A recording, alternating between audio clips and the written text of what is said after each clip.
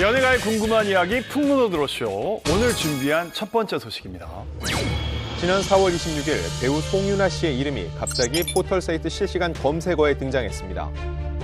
그 이유는 바로 한 누리꾼이 제기한 설경구 송윤아 씨의 불륜설에 송윤아 씨가 직접적으로 입장을 밝혔기 때문. 구체적인 상황은 이렇습니다. 송윤아 씨의 개인 SNS에 한 누리꾼이 진짜 불륜 아니에요 라는 댓글을 달았고, 송윤아 씨가 직접 도덕적으로 나쁜 일 안 했다고 자부한다는 댓글을 달아 불륜 언급에 대해 당당하게 일침을 가한 것. 10년 넘게 송윤아 씨를 따라다닌 불륜설에 강경하게 대응하고 있는 모습을 보고 대중의 이목이 더욱 집중되면서 또다시 연예계 뜨거운 감자로 떠오른 송윤아 씨의 불륜설, 그 숨은 속사정에 대해 알아봅니다. 배우 송윤아 씨가 SNS상에서 한 누리꾼에게 대응한 방법이 화제를 모으고 있습니다. 구체적으로 어떻게 된 일인가요? 지난 4월 26일이었는데요. 송윤아 씨가 이제 북 챌린지 때문에 자신의 책들을 찍은 사진하고 글을 게재를 했어요. 근데 여기에 엉뚱한 댓글이 하나 달립니다. 이 내용을 보면은요, 어떤 유령 계정자가 단 댓글인데 배우님 궁금한 게 있어요. 진짜 불륜 아니에요 라고 얘기를 했고요. 여기에 송윤아 씨가 그냥 무시하고 넘어갈 수도 있는데 댓글을 달면서 이 논란이 일파만파가 된 겁니다. 그 내용을 보면은요, 살면서 탁 착하게만 바르게만 사라지진 않겠지만 도덕적으로도 해서는 안 될 일들이 있겠지요. 저 역시 그런 나쁜 일은 안 해왔다고 자부하면서 살고 있어요. 그렇게 살아도 안 되고요. 님이 여쭤보신 질문은 절대로 해서는 안 되는 일이에요. 모두가 힘든 요즘 힘내시고 늘 좋은 일 함께 하시길 바래요. 이 질문은 지워주시겠어요? 제가 지워도 될까요? 라고 했는데 굉장히 공격적이고 불편한 질문에 대해서 저는 송윤아 씨가 너무 정중하고 너무나 완곡하게 본인의 의사를 표현했다고 생각하는데 결과적으로 볼 때는 이게 또 논란의 단초가 되고 맙니다. 아, 그래요? 이게 기사가 나고 일이 조금 더 커지게 된 계기가 됐는데요. 사실 송윤아 씨가 불륜설에 시달린 게 이제 처음은 아니에요. 이 설경구 송윤아 부부의 불륜설이 사실은 결혼하기 전부터 있었어요. 결혼할 때부터 있었고, 그 이유가 2006년 당시에 이제 두 사람이 같이 출연했던 영화가 사랑을 놓치다라는 영화가 있는데 이 영화를 할 때 열애설이 났었어요. 그런데 문제는 당시 설경구 씨가 기혼자, 유부남이었던 거죠. 그래서 열애설을 부인을 했습니다. 그런데 설경구 씨가 곧바로 이혼을 하고 2009년에 결혼 발표를 하게 되는 거예요. 그러니까 많은 사람들이 그때 불륜이 맞았던 거네라고 생각해버리게 된 것이죠. 근데 아마 기억하시겠지만 당시 송윤아 씨가 이 결혼을 발표하는 기자회견을 할 때 정말 계속 울었거든요. 그리고 그 댓글도 기억이 나는데 댓글에 다 불륜 얘기밖에 없었어요. 제가 보기엔 그것 때문에 눈물을 흘리신 것 같은데 불륜이니까 뭐 눈물 흘리겠지 이런 식으로 약간 매도해서 생각을 하시더라고요. 이 얘기를 꼭 하고 싶었었는데 그러니까 도대체 그 루머가 뭐였는데 라고 하는 시청자분들도 있을 거예요. 광복절 특사에서부터 사귀기 시작했고 사랑을 놓치다에서부터 이 사람들이 동거를 시작했다. 그러니까 불륜이다 라는 게 그 루머의 핵심 내용이에요. 그런데 이 내용이 정말 기본적으로 팩트부터 맞지 않는 게 동거를 할 수가 없어요. 왜? 송윤아 씨는 그때 부모님이랑 같이 살고 있었거든요. 그리고 이 내용을 송윤아 씨가 당시에 친한 기자 몇몇에게 이야기를 한 적도 있어요. 아니, 내가 어떻게 동거를 하겠냐. 나는 부모님이랑 같이 살고 있는데 라면서 굉장히 억울한 이런 마음을 드러내기도 했었거든요. 그러니까 저는 정말 이게 사실이 아닌데 아직까지도 이렇게 이야기가 되는 게 같은 여자로서 얼마나 고통스러울지 어느 정도 좀 짐작도 안 돼요. 저는 뭐 오죽 답답했으면 그렇게 직접 댓글을 남겼을까 싶은데 직접 입장을 밝힌 건 이번이 처음인가요? 처음이 아니에요. 그동안 충분히 달아왔으니까 저는 그래서 누가 이 댓글을 달았는지 모르겠지만 굉장히 의도적이고 악의적이라고 생각을 합니다. 요즘 부부의 세계도 그렇고 불륜이 사회적 화두로 떠오르면서 일부러 공격적인 댓글을 단 게 아닌가 싶은데 송윤아 씨 입장에서도 그냥 무시하고 본인이 지웠을 수도 있었을 텐데 근데 만약에 이 사람이 어떤 의도를 갖고 쓴 게 맞다면 송윤아 씨가 임의로 지웠으면은 제가 그런 글을 썼더니 지웠네요라는 글을 또 달지 않았을까요? 굉장히 많은 생각을 했을 거고 그 끝에 송윤아 씨는 본인이 할 수 있는 가장 감정을 배제하고서는 정중하게 글을 올린 게 아닌가 싶어요. 지난 2014년 모 프로그램에서 정말 눈물을 쏟으면서 이에 대해서 자신의 입장을 이야기한 바가 있거든요. 내가 상상할 수 없는 삶을 산 여자가 돼버렸다. 그런 사람으로 살면 안 되는 거지 않나. 그런 사람은 나쁜 사람이다. 그런데 내가 그렇게 돼버렸더라 라면서 심경을 밝힌 바가 있는데요. 어느 순간 그냥 그 글을 보다가 굉장히 견고하게 쌓인 성이 그냥 한순간에 확 무너진 느낌을 받았거든요. 그러니까 사실은 이 댓글 말고도 아마도 DM이라던가 다른 댓글들을 분명히 받았을 거예요. 그런데 그때까지는 대응을 하지 않아도 된다, 무대응이 가장 좋은 답이다라고 생각을 하다가 이날은 그냥 뭔가 와르르 무너지는 마음에 이런 댓글 적지 않았나 추측을 하게 됩니다.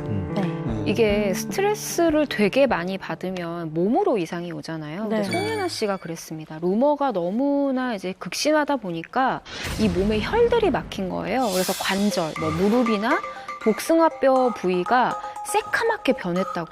그래서 주변에서 걱정을 정말 많이 했다라고 하는데, 근데 예전에 송윤아 씨가 이 M채널의 마마라는 드라마로 복귀를 하셨었잖아요. 근데 그 전에 오랫동안 이제 활동을 안 하셨는데, 그게 육아에 집중하기 위한 본인의 선택도 있었지만 사실 이 루머가 워낙 그때는 더 심했기 때문에 이렇게 못 나오는 듯한 분위기도 좀 살짝 있었던 게 사실이에요. 근데 이 컴백작이 너무 잘 돼가지고 송윤아 씨가 이 끝나고 나서 기자들 몇몇이랑 식사 자리를 이렇게 마련을 했어요. 저도 그때 같이 뵀는데 정말 너무너무 오랜만에 기자들을 보는 자리고, 이 루머가 굉장히 심했기 때문에 하고 싶은 말이 너무나 많은 거예요, 송윤아 씨가.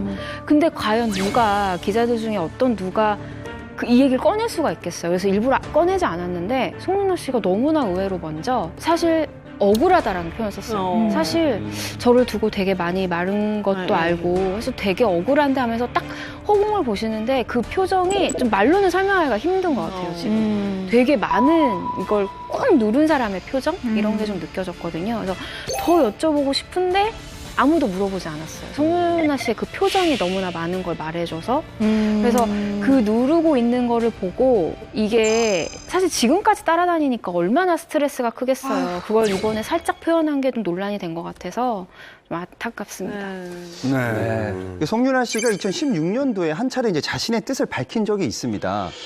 가끔 이런 생각을 한다. 이들이 알고 있는 것처럼, 이들이 말하는 것처럼 내가 정말 이런 삶을 산 여자였더라면 난 지금쯤 어떤 모습으로 살아가고 있을까? 이제 그만들 하셨으면 좋겠다라고 적을 만큼 굉장히 힘들었을 것 같아요.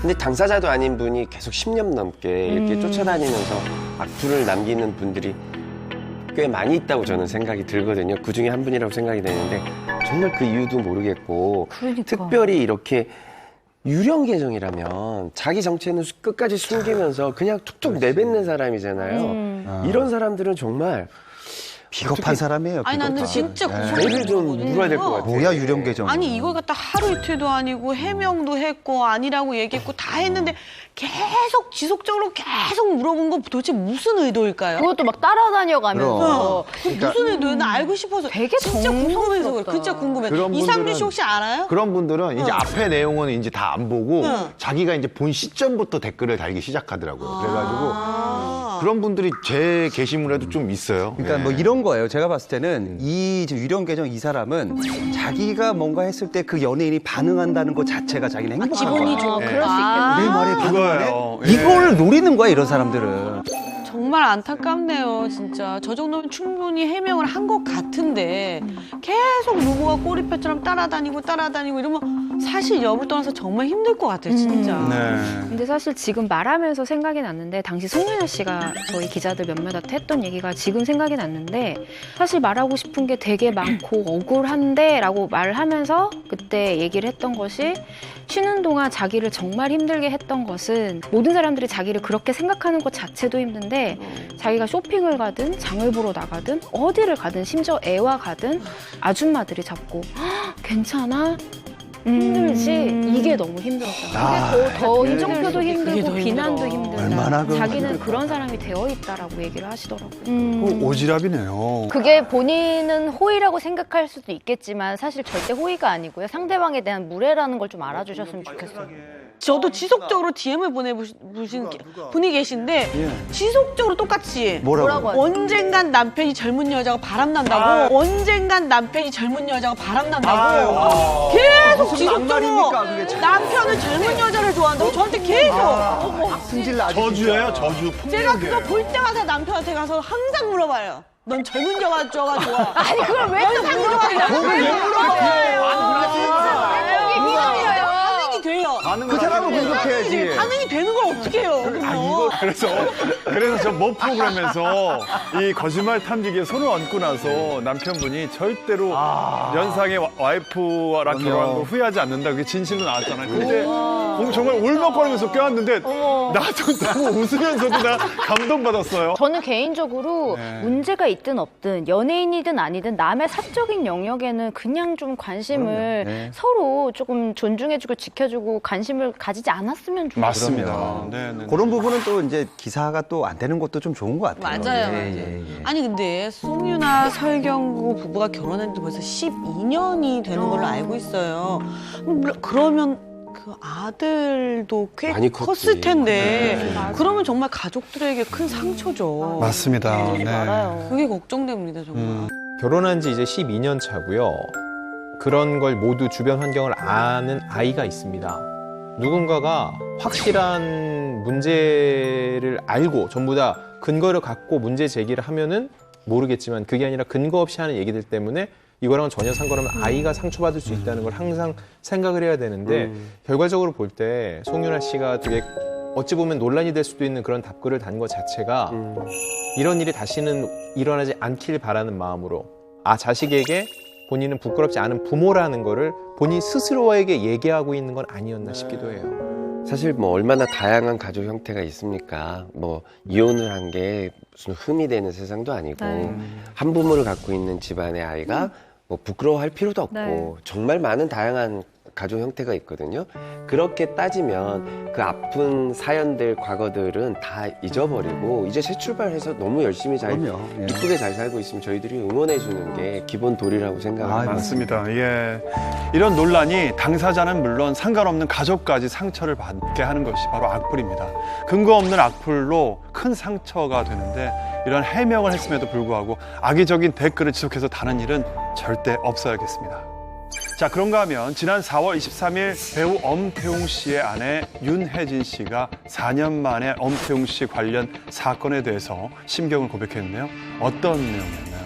네, 윤혜진 씨가 이날 개인 SNS 라이브 방송을 통해서 팬들과 소통을 했는데 이 과정에서 정말 오랜만에 엄태웅 씨의 얘기를 직접 꺼냈습니다. 이 윤혜진 씨가 라이브 방송에서 라방이라고 하죠. 얘기한 걸 보면은 고민은 많았지만 용서를 했다. 그때 내 속은 정말 속이 아니었다. 이렇게 얘기를 했는데 사실 이게 보시면 알겠지만 공식적인 어떤 입장이라기보다는 그냥 순간 허심탄회하게 한 얘기거든요. 이 라방 해보신 분들은 알겠지만 이게 질문들이 계속 빠르게 올라오잖아요. 거기에 엄태웅 씨와 관련된 질문이 있었어요. 그래서 거기서 순간 얘기를 한 게 기사화가 됐는데 사실 저는 이 우연이기도 했지만 이쯤 이제 얘기를 해도 되겠다라는 본인의 판단이 있었을 거로 보여요. 그렇겠죠. 응어리죠, 응어리. 그 응어리를 한 번쯤은 풀고 싶었지 않았나 싶어요. 이 시점, 이 방송을 본인이 노린 건 절대 아닐 거예요. 말하다 보니까 자연스럽게 흘러나왔는데 기사화되고서는 윤혜진 씨가 또 이런 글을 올려요. 지켜보고 있는 줄 몰랐다.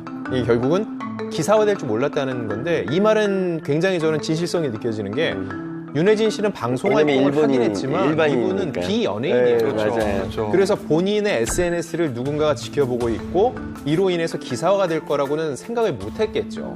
그런데 갑자기 기사가 나서 굉장히 당황스러워했을 건데 이거는 누구 보라는 게 아니라 본인이 4년 동안 어디에도 말하지 못했다는 걸 일종의 대나무 숲에 외치는 것처럼 한 번쯤은 나 이렇게 살고 괜찮아요라는 얘기를 하고 싶었던 것 같아요. 그리고 저는 또 얼마나 그런 얘기를 또 그동안 여러 번 하고 싶었을까 하는 생각도 드는 게 사실 저희는 그냥 이렇게 단면만 보니까 요거 한번 그냥 이런 해명을 했구나라고 생각하지만 그동안 얼마나 숱하게 이런저런 얘기들을 많이 들었을까요? 또 그런 생각도 드네요. 4년 만에 다시 이목이 쏠리고 있습니다. 어떤 일이 있었고 어떻게 마무리가 됐는지를 정리하고 넘어가야 될 것 같은데요. 네, 지난 2016년이었는데요. 엄태웅 씨가 성폭행 혐의로 기소가 됐습니다. 이 건은 결과적으로 무고로 판결이 났어요. 근데 성매매 혐의는 적용이 돼서 벌금형 처분을 받고 사건이 종결이 됐는데 당시 엄태웅 씨 같은 경우는요. 유명 육아 프로그램을 통해서 가족들을 공개를 했었고 그리고 불과 1년 만에 이런 사건이 터졌기 때문에 대중이 느끼는 그 배신감은 더 클 수밖에 없었습니다. 엄청나죠. 그리고 그 당시에 이제 4년 전에 엄태웅 씨 사건이 일어났을 때 이 두 사람을 둘러싼 뭐 풍문이라든지 억측이 엄청나게 많았었거든요. 그 중에는 이제 두 사람이 뭐 곧바로 이혼할 거라는 그런 주장도 있었어요. 맞아요.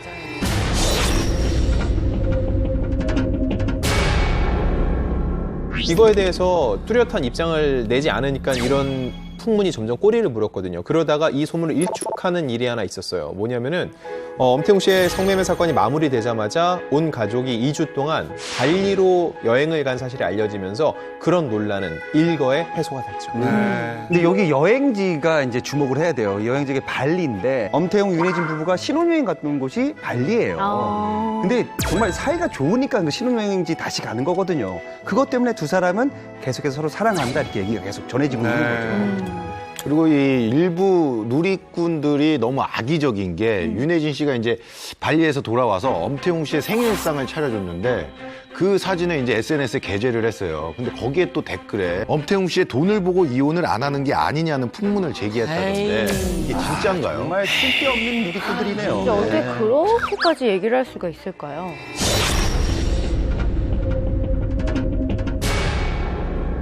이게 윤혜진 씨가 직접 얘기하면서도 되게 화났을 것 같아요. 본인이 이 답답함을 호소를 했는데요. 돈 때문에, 그러니까 엄태웅 씨의 돈 때문에 이혼을 안 한다라는 소리가 제일 화가 나고 제일 억울하다라고 얘기를 했던 게 남편이 지금 수억 원이 있는 것도 아니고 친정과 시댁의 도움을 받은 적이 없다라는 거예요. 결혼 후에는. 그러니까 본인이 온전한 경제적 능력으로 지금 생활을 했고 그리고 이게 또 합리적 추론이 가능한 게 윤혜진 씨의 집안이 잘 살아요. 근데 이건 많이 알려진 부분이라서 절대 엄태웅 씨의 어떤 경제적 그 능력 때문에 이혼하지 못한다는 건 정말 이것만 봐도 말이 안 되고 뭐 알려졌다시피 이 윤혜진 씨는 언론배우 윤일본 씨의 딸이거든요. 그리고 국립발레단 수석 무용수 출신이고요. 모나코 몬테카를로 발레단에서 활약을 한 적이 있습니다.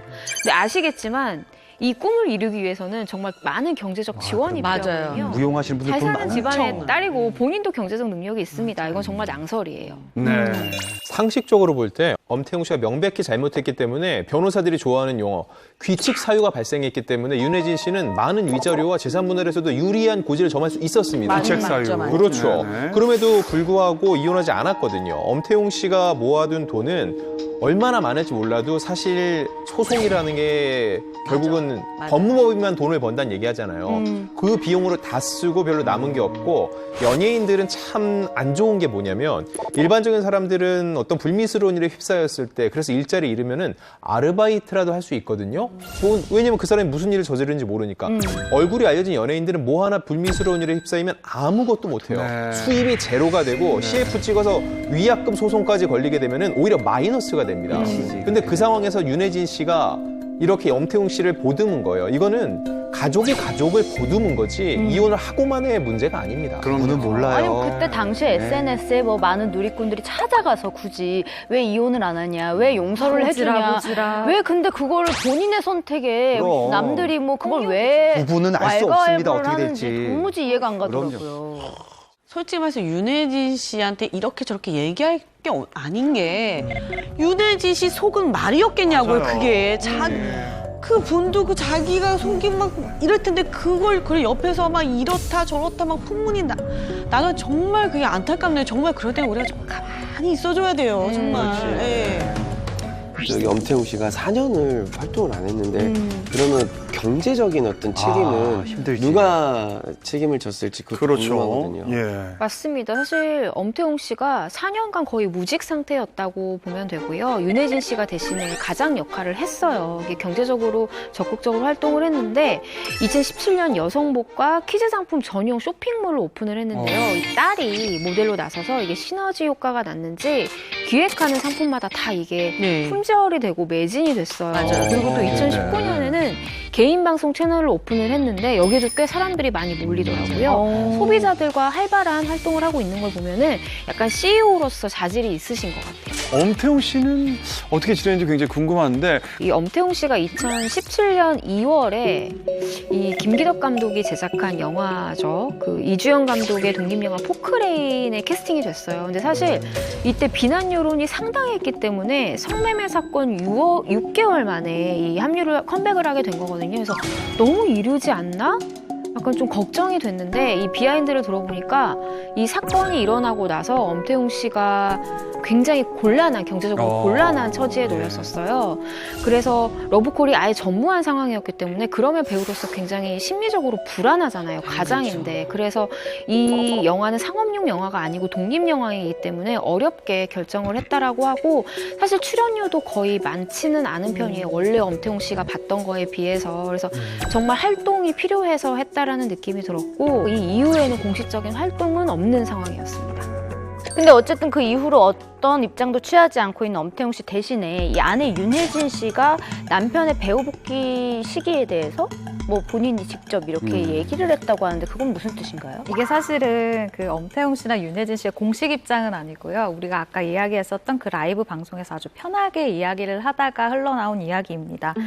남편이 다시 연기하면 좋겠다는 건 아니다. 안 되면 어쩔 수 없는 거다. 라면서 옆에서 보기에 남편은 충분히 자숙한 것 같다. 와이프가 용서하는 것이고 와이프가 용서를 했으니까 남의 일에 말 안 했으면 좋겠다라고 딱 선을 긋는 모습을 보였어요. 저도 사실은 속이 좀 후련해지는 그런 라이브 방송이었는데 4년 동안 옆에서 가장 속썩이고 가장 그를 잘 지켜본 사람이 용서를 했다고 하잖아요. 그렇게 사죄하는 시간을 보냈다면 이제 복귀를 선택하는 건 엄태웅 씨에게 돌아간 것 같아요. 복귀에 내가 하겠다라고 마음을 먹고 좋은 작품이 들어와서 그가 복귀를 하게 된다면 대중은 그 이후에 연기력으로 다시금 평가를 하면 되지 않을까라고 생각이 듭니다. 맞아요. 며칠 전에 엄태웅 씨 소속사에 일이 있어서 다녀왔는데 거기 가면은 벽면 가득히 한 40명 이상 되는 배우들 이름이 쫙 써 있고 그들의 1년치 스케줄 어느 작품에 들어가는지가 쫙 나와 있어요. 엄태웅 씨라는 비어 있어요. 지금 비어 있고 물어보니까는 어떤 스케줄도 잡힌 건 없다고 하는데 사실 그런 얘기 하거든요. 연예인들이 복귀를 할 때 결국 가수는 노래 잘하면 복귀가 되고 배우는 연기 잘하면 복귀가 된다고 하거든요. 이미지로만 먹고 사는 연예인들은 사건이 벌어지면은 발 디딜 틈이 없어요. 근데 엄태웅 씨는 워낙 연기를 잘했기 때문에 그의 배우로서의 쓰임이 있는 곳이 어딘가에는 언젠가는 있을 거라고 생각합니다. 네. 이게 방송이 끝나면은 전화가 많이 옵니다. 너 그 자리에 있었는데 그 이니셜 누구냐고 저희도 안 저한테 알려줘요. 물어보는데 저희도 우리 안 알려줘요. 안 알려줘. 전화가 너무 많이 와 이것 때문에. 여기다 적어도 안 알려줘. 궁금해, 너무 진짜 궁금해. 기자님이 안 알려줘요. 그러니까 오늘도 아주 솔깃한 풍문을 준비하셨다고요? 제가 이번에 준비한 스타는 복귀 생각이 없는데 가족 등에 등 떠밀려서 복귀를 한 스타예요. 이 여배우 같은 경우는 사실은 뛰어난 미녀도 아니고 막 그렇다고 해서 엄청나게 화제성이 있었던 배우도 아니었어요. 저는 아니에요. 뛰어난 미모가 아니래잖아요. 저도 아닙니다. 여배우가 아니기 때문에. 그런데 이 여배우가 나중에 개인적으로 좀 안 좋은 일이 있어가지고 좀 복귀를 하기가 되게 어려운 상황이 됐어요. 그런데 이 가족 같은 경우는 일단 모두가 이 연예인만 보고 있었던 상황인 거예요. 가장이군요. 네. 실질적인 가장인 상황이었는데 일을 그만두고 나서 가장 큰 문제가 뭐였냐면 어머니가 문제였어요. 어머님? 그러니까 없으면 없는 대로 살 수가 있었는데 이 어머니가 동양화를 좋아하신 거예요. 아이고 이거를 다른 것도 좋아해서 아니고 좀 하우스까지 갖고 빚이 되게 많았어요. 도박 중독이구나. 그리고 이 어머니가 약간 문제였던 것이 뭐냐면 딸의 이름을 팔아서 돈을 빌려오기 시작했고 하우스장에서도 걔가 내 딸인데 라면서 이게 돈을 잃으면 화가 나잖아요. 그래서 그걸로 싸움이 붙는 일이 생기니까 어쨌든 딸 입장에서는 이 엄마한테 계속해서 치료를 받아라. 치료를 받으려면 돈이 필요하잖아요. 내가 어떻게든 돈을 마련해 보겠다라고 하면서 거의 사실은 그 당시에 좀 이슈가 너무 컸기 때문에 좀 많이 쉬고 싶었던 분인데 약간 등 떠밀리듯이 복귀를 했었던 여배우가 있었습니다. 그래요. 누굴까? 아. 누군지 뭐 예측할 수는 없습니다만은 네. 또 있습니까? 안진용 기자님은 뭔가 하나 터트리실 네. 것 같은. 가만히 계실 표정인데요. 분이 왕건이 아닌데. 나도 왕건이 기대가 많이 돼요.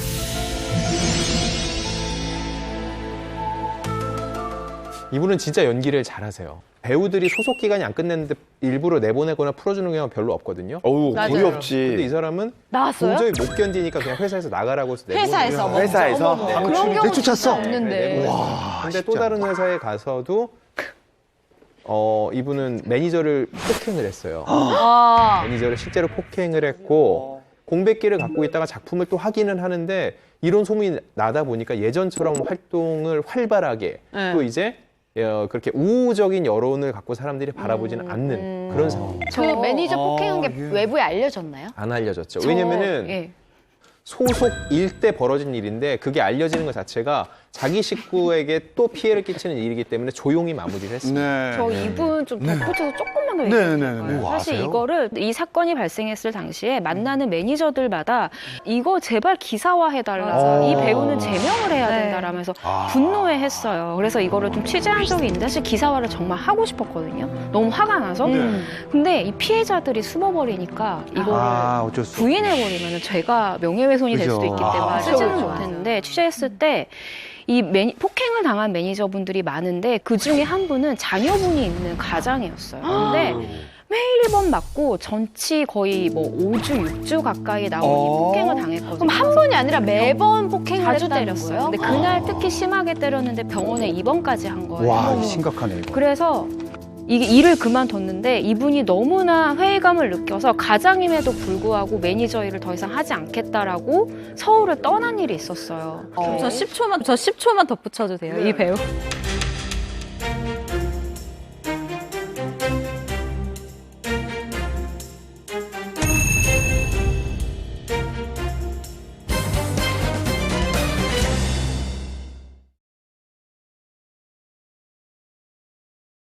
저 10초만 덧붙여도 돼요, 네, 이 배우. 네. 아, 이분.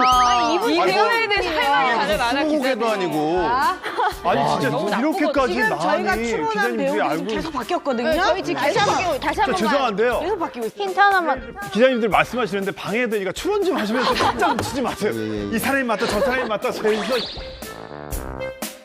사건 사고 한번 얘기하고 들어볼게요. 있는 말씀하세요. 네, 예. 제가 짧게 덧붙일게요. 근데 이분이랑 일을 했었던 매니저 중에 한 분이 너무 화가 나서 운전을 하다가 차 키를 뽑아서 그 배우가 타 있는데 그 키를 그대로 밖에 던지고 도망간 적이 있어요. 와. 차 안에서 얼마나 열받게 했으면. 야, 오죽 근데 했으면 이렇게 도망가냐. 했었던 사람이 매니저분한테 이렇게 막대했잖아요. 후배한테라고 잘할까요? 당연히 후배한테. 한 후배한테까지도. 번은 어떤 영화제에 갔는데 배우들이 앉아 있었는데 술이 얼큰하게 취하신 그렇기 때문에 조금 더 위험해진 그가 그 자리에 옵니다. 근데 그 자리에 왔는데 이 자리에는 그러니까 영화계에서 조금 더 힘이 있는 사람들과 그리고 자기보다 후배인 사람들이 있었어요. 근데 이때부터 타겟이 후배가 돼가지고 후배한테 계속 이제 약간 10원짜리 욕이라고 하죠. 그러니까 쌍욕을 계속 섞어서 이야기를 하고 한 말을 하면서.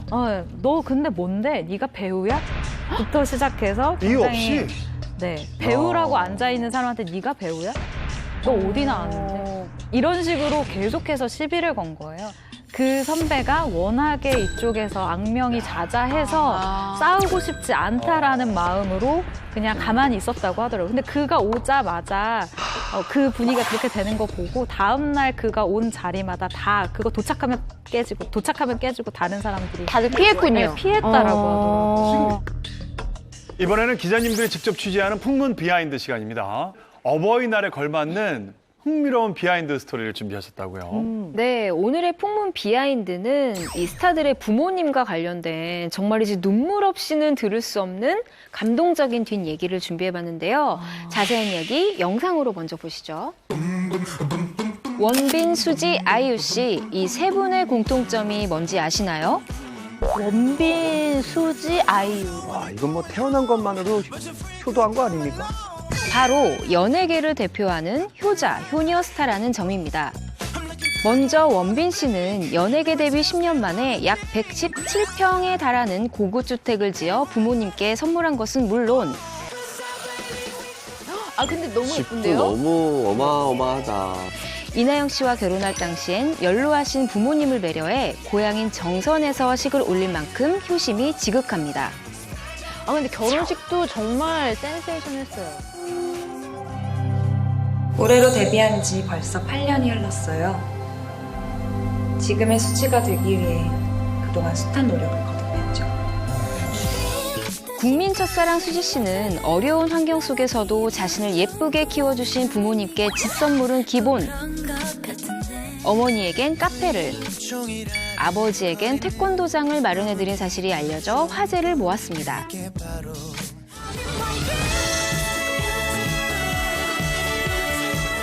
어린 시절 감자로 끼니를 때울 만큼 가정 형편이 어려웠다고 밝힌 아이유 씨는 가수는 물론 배우로서도 성공한 이후 집안의 빚을 모두 갚고 가족들이 함께 살 편안한 보금자리를 마련한 것으로 유명한데요. 특히 부모님과 함께 유럽 여행을 가는 등 틈이 날 때마다 추억을 만들어드리는 모습을 보여 부러움을 사고 있습니다. 그런데 취재 결과 이들 못지않게 효도를 제대로 한 스타가 포착됐는데요.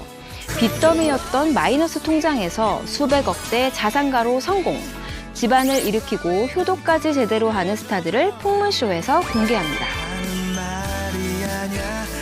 사실 우리 풍문쇼 멤버 중에도 효녀들 많습니다. 그럼요. 함수원 씨. 아이고, 예. 뒤늦게 시집간 게 얼마나 효도예요. 굳이 또 그런 예. 말씀을. 맞아요. 말이 나왔으니 그것도 맞는 말하는 말이네. 건데 이 어버이날이 다가오고 있지 않습니까? 앞에 뭐 수지나 아이유, 원빈처럼 이렇게 효자 효녀도 있는데 여러분들 부모님을 위해서 준비한 게 뭐 있는지 한번 훈훈한 얘기 좀 나눠보도록 하겠습니다. 갑자기 고개를 숙이시는 분도 계신데. 시골에 계신 분 한번 직접 찾아뵙는 게 제일 큰 효도인데 이번에도 못 내려갈 것 같아서 참 죄송하네요. 야, 함수원 예. 씨는 양가 부모님한테 뭐 해드리세요? 저는 일단 저희 친정 엄마한테는 이미 카드를 신용카드. 예. 아예 그냥 제 이름으로 쓰시라고. 된 카드지만 한도가 예. 있습니다. 한도가 뭐 얼마든지 예. 아, 그래요? 어머머머. 혹시 쓰실 때마다 문자가 문자는 와요. 그럼 눈치 보도 거기어를 잘못쓸 하는군요. 건데. 아니 근데 신경 안 쓰시도록 제가 그냥 아무 말도 안 하고 그냥 어머니가 뭐 맛있는 거 사드셨나 이렇게 체크하고 예를 들어 뭐 너무 안 쓰시면 맛있는 거 사드시라고 이렇게 좀 얘기하고 진짜 효녀네요. 시어머니는 뭘 뭐. 해드리나요? 시어머니께는 버둥거리지 마시고요. 빵을 많이 시어머니께 또 남편이 드리면 되죠. 네. 또 뭐 같이 방송 촬영하면. 그럼요. 예. 예. 저도 뭐 이번에 저기 뭐 봉투 좀 드려야죠. 부모님. 두둑하게 여기다 편지 써서 드려야죠. 예. 편지 10장. 예. 그건 마음이 중요합니다. 대단하네요. 근데 여러분 봉투 물론 제일 좋아하시지만 평범한 봉투, 그냥 뭐 일반적인 봉투 요즘에 조금 식상합니다. 요즘에 뭐 정말 많은 분들이 돈티슈라든지 이렇게 머니건 아시죠? 이렇게 쏘면 맞아. 저 이번에 샀어요. 그런 식으로 조금 재밌게 부모님께 이제 현금 선물해드리는 경우가 많은데, 근데 이제 저 같은 경우는 또 네, 작년에 예. 이거 제가 인터넷에서 보고서 요렇게 조금 재미있는 선물을 해드린 적이 있어요. 어떤? 무려 저희 부모님께 제가 5천만 원을 5천만 원? 드렸던 적이 있는데 5천만 원? 5천만 원? 현금으로? 너무 많이. 요렇게 5천만 원 만들어서 누가 봐도 5천만 원이죠? 6만 6천 원이네요. 받고 뭘 하시던가요? 제가 처음에 이렇게 봉투에 넣어가지고 제가 이번에는 조금 큰 금액을 준비했어요 하니까 부모님이 약간 내심 기대하시는 거예요. 그래서 딱 드렸더니 처음에 너무 깔깔깔깔거리면서 막 좋아하시는 거예요. 너무 재밌다고. 내가 널 어떻게 키웠는데. 그러더니 이제 장난 그만 치고 이제 장난 그만. 그렇죠. 네. 진짜 돈으로 좋아. 그러니까요. 잠깐 웃으시고 이제 그만해라. 어쨌든 되게 좋아하시더라고요. 네. 이상준 씨는. 개그계 소문의 효자예요. 예. 근데 저는 향후 한 30년 동안 그 어버이날 선물을 준비를 안 할 예정이에요. 왜? 작년에 조금 크게 이렇게 하나 해드려가지고. 뭐 얼마나. 칩 같은 거.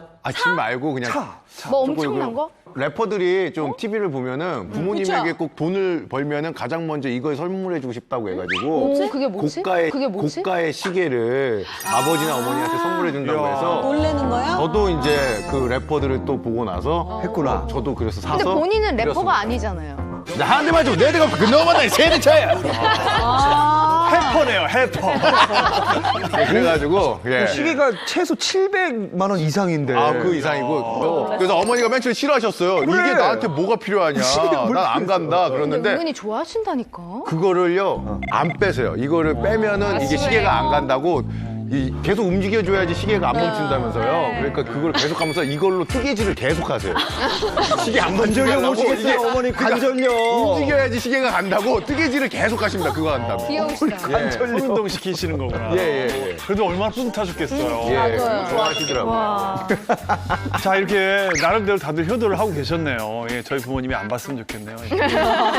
자, 어쨌든 어려운 환경을 딛고 보란 듯이 성공해서 부모님께 큰 효도를 하고 있는 스타들의 이야기 만나보실 텐데요. 가장 먼저 만나볼 분들은 그 누구보다 이번 어버이날을 특별히 기다리고 있는 분들이라고 하죠. 네. 부모님께 보란 듯이 효도하겠다라고 말한 이 예비 효도왕 스타들을 준비해 봤는데요. 그 첫 번째는 바로 트로트계 히어로 임영웅 씨. 임영웅. 이야, 요즘 이분 히어로. 정말 장난 아니죠. 맞아요. 인기가. 예.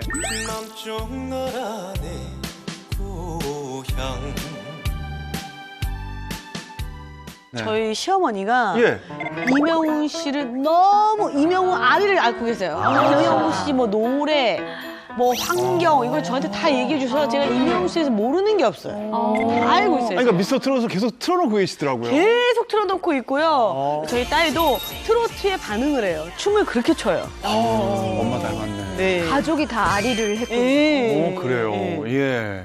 근데 이명웅 씨가 진짜 저 어려운 그 하정 맞아요. 형편에서도 맞아요. 성공을 했더라고요. 네, 예. 맞습니다. 이 귀공자 외모와 달리 좀 유년 시절이 어려웠는데 임영웅 씨가 5살 때 아버지가 돌아가신 거예요. 그래서 어머니와 단둘이 살았는데 형편이 넉넉하지 않아서 정말 많이 어려웠다고 합니다. 어느 정도로 힘이 들었냐면은 임영웅 씨가 자전거를 타고 가는데 언덕에서 굴렀던 거예요. 그래서 온몸을 다쳤는데 연고를 살 돈이 없어서 단골 식당에 가서 연고를 빌려서 발랐어야 됐을 정도로 굉장히 어려웠다고 했고 기억하실지 모르겠는데 아주 예전에는 이 담벼락에 유리병을 깨서 이렇게 박아놓은 맞아요. 그런 도둑 문화가 방지하려고. 있었잖아요. 예. 근데 임영웅 씨가 이 11살 때 유리병에 얼굴이 다친 거예요. 그러니까 거기 흉터가 꼭 빼었는데 이걸 30바늘이나 꿰맬 정도로 심각한 부상이었는데 제대로 된 이 치료를 못 받아서 왼쪽 볼에 흉터가 크게 남아요. 그게 그 흉터예요. 이 화장을 제대로 안 하면요 좀 흉터가 많이 보여요. 아니 저도 언뜻 봤을 때 그게 왜 여기 상처인가 그게 그랬는데 어릴 때 진짜 어려웠거든요. 치료를 아이고 저는 안쓰러워. 그 이명웅 씨가 아침 방송에 나왔을 때부터 눈여겨 봤거든요. 노래 참 잘하는 친구다. 얼굴도 굉장히 훈남이고 잘 되겠다 싶었는데 그 미스터 트롯에서 1등하는 거 보고 참 응원하는 대로 잘 돼서 역시 제 촉이 아직은 살아있다. 뭐 이런 생각도 조금 해봅니다. 근데 홍석천 씨가 진짜 남자 보는 눈은 있어. 정확하거든요. 맞습니다. 정확해. 진짜 저는 처음부터 이분 미스터 트롯 나올 때부터 원픽을 했었어요. 사실 임영웅 씨가 2016년에 미워요라는 곡으로 데뷔를 했었거든요. 그래서 그 당시부터 임영웅을 좋아했던 분들은요, 홍석천 씨 같은 분을 싫어합니다. 왜요? 미스터 트롯을 보고서 뒤늦게 뛰어들어서 찐 팬인 것처럼 얘기하는 분들은 살짝 꺼리는 경향이 있습니다. 우리는 2016년부터 응원해왔다라고 얘기를 하시는데 맞아. 그 당시에는 사실 지금처럼 인기가 없었으니까는 월세도 밀리고 이 생활비를 충당하기 위해서 데뷔 후에도 군고구마 장사를 했는데 3개에 5,000원을 받고 팔아야지 남는데 그것도 비싸서 사람들이 안 샀다는 거예요. 그걸 진작 알았더라면 그 고구마 제가 다 사드릴 수 있었는데 저 고구마 굉장히 좋아하거든요. 예. 내맘 모두 가져가 버렸네. 당신을 품격 있게 형편이 어려우면 그렇게 견디지 말고 뭐 주변 사람이나 아니면 뭐 가족들에게 손을 벌릴 법도 한데 가족들에게는 이렇게 도움을 청하지 않고 혼자 다 이겨내신 건가요? 임영웅 씨의 어머니가 미용사로 일을 하면서 임영웅 씨를 혼자 키웠기 때문에 어머님이 얼마나 고생을 한지 알기 때문에 손을 벌리지 않은 것이죠. 그래서 어머니에 대한 사랑이 남다르신데 예. 어머님이 또 미용실도 하셨잖아요. 네, 그죠? 똑같아요. 저희 사연이. 그래가지고 아버님 사업 안 되고 나서 이제 어머님이 저 미용실 하셨는데 저는 늘 이렇게 저녁마다 셔터라고 그러잖아요. 네. 가게 문을 닫아드리고 이제 언덕으로 이제 어머니 이렇게 파마약 때문에 늘 숨을 가빠하셨어요. 그 당시에 우리 어머니. 그러면 어머니 이렇게 밀어드리면서 내가 걱정하지 말라고 내가 꼭 성공해가지고 엄마 호강시켜 드릴 테니까. 어릴 때 그게 호강이 무슨 말인지도 몰랐는데 예. 어쨌든 이런 얘기 들으면 남다르게 좀 느껴져요. 임영웅 씨가 사실 노래를 듣고 있으면 눈물 난다는 분이 참 맞아요. 많아요. 60대 노부 이야기. 부부의 어느 60대.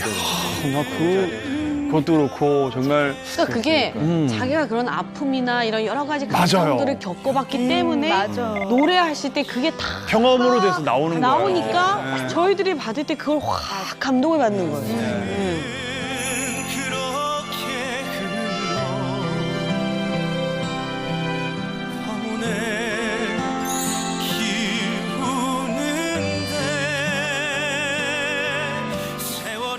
임영웅 씨가 2016년에 데뷔를 할 때 버킷리스트를 적었다고 해요. 근데 1순위로 뭘 적었냐? 2020년에 어머님께 1억 원을 드리기. 이걸 적었다고 합니다. 이야 말대로 됐네. 가능하다. 현금이 1억 원이 아니었나요? 1억 원이요. 그러니까 딱 맞아요. 진짜 2020년이면 올해인데 이 버킷리스트를 이루고도 남았을 것 같아요. 근데 데뷔할 때부터 그런 목표를 세웠다는 것 자체가 얼마나 효자입니까? 그럼요. 예. 과연 그 임영웅 씨가 상금 받은 거 어머니 드렸을까 좀 알아보니까 상금을 드렸습니다, 1억 원을. 근데 중요한 거는 다 드린 건 아니고 임영웅 씨가 갚아야 될 돈이 좀 있었나 봐요. 그거 다 갚고 나서 일부만 좀 드렸다라고 합니다. 이미 임영웅 씨의 인기는요. 그 스타들의 전유물이라고 할 수 있는 광고 시장에서도 뜨거운데요. 정말 톱스타들만 찍는다는 자동차 화장품 광고를 이미 찍었고요. 그리고 중장년층들에게 굉장히 어필을 강하게 하고 있잖아요. 그래서 홍삼 광고까지도 찍었습니다. 그리고 현재는 이 코로나19 사태 때문에 행사가 많지가 않거든요. 맞아. 근데 지금 현재의 인기라면은요. 임영웅 씨는 능히 행사 한 번 설 때마다 1,000만 원 이상의 이상이죠. 행사비는 받을 수 있을 거라고 다들 짐작을 하고 있죠. 네. 그런데 이렇게 임영웅 씨처럼 엄청난 효도를 예고한 신예 스타가 또 있다고요? 네, 바로 예비 효도 퀸입니다. 요즘 정말 인기 드라마죠. 부부의 세계에서 불륜녀로 인기를 모으고 있는 배우 한소희 씨인데요. 이분도 요즘 인기가 정말 장난이 아니죠. 그럼요. 어느 정도로 핫하냐면 TV 화제성 분석기관 G사 분석 결과 지난 4월 6일부터 12일까지 드라마 출연자 화제성 지수에서 한소희 씨가 무려 3위에 이름을 올렸고요.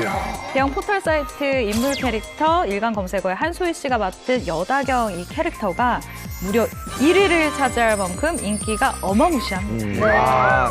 인기 끌면 이제 별명 붙잖아요. 예전에 국민 악녀하면 연민정 아닙니까? 이 한소희 씨가 부부의 세계에서 정말 불륜녀로 아주 엄청난 연기를 하니까 별명이 붙었습니다. 바로 분노 유발자라는 별명이 붙었다고 합니다.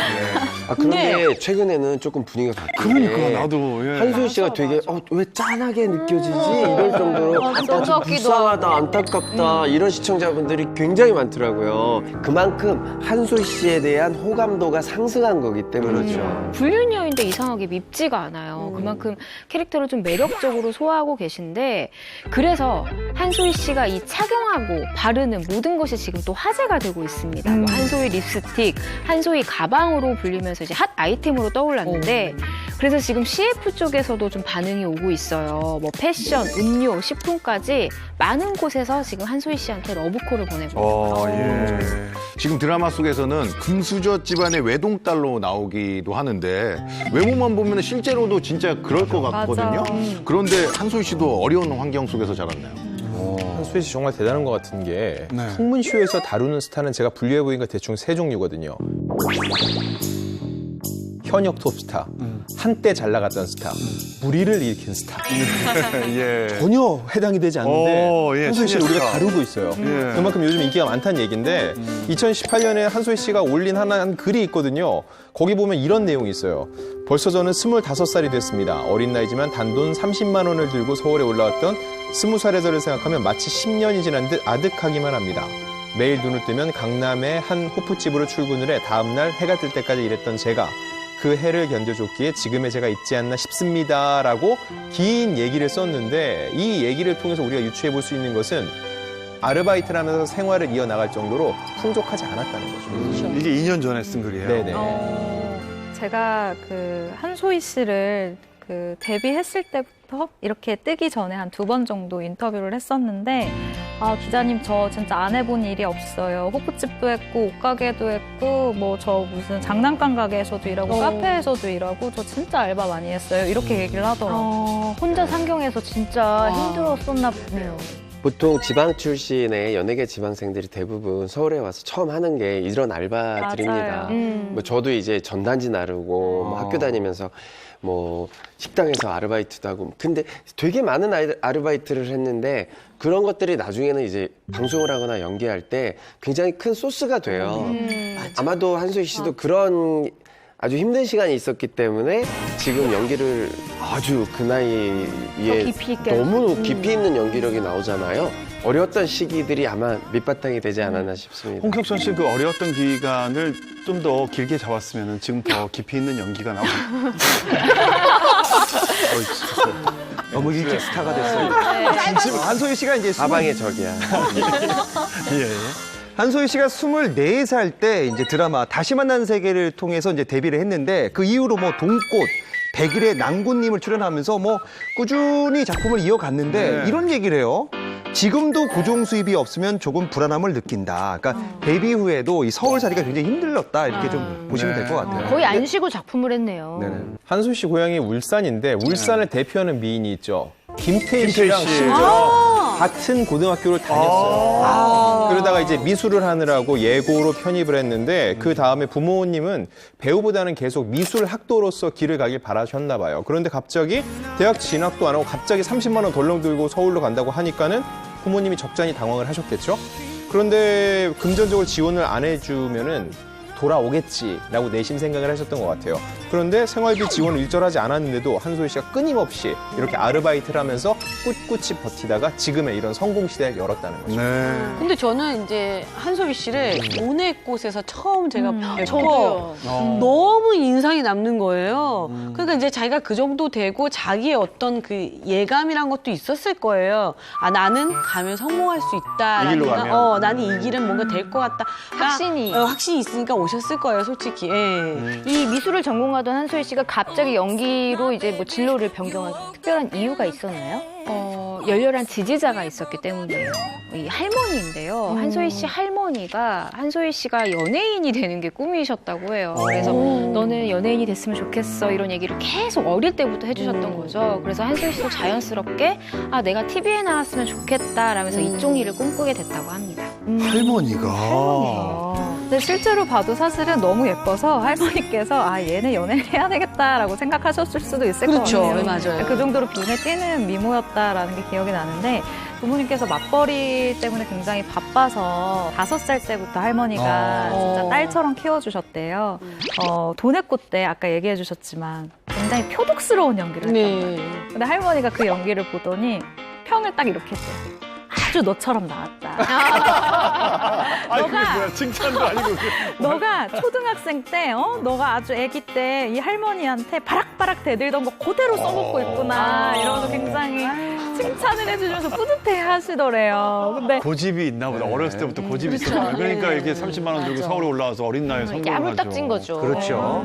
할머니께서 이제 한소희 씨를 연예계에 진출시키고 싶었던 이유가 있었어요. 그 이유가 바로 한소희 씨의 고등학교 사진을 보시면 알 수 있습니다. 한번 보시죠. 네. 자, 지금이랑 똑같네.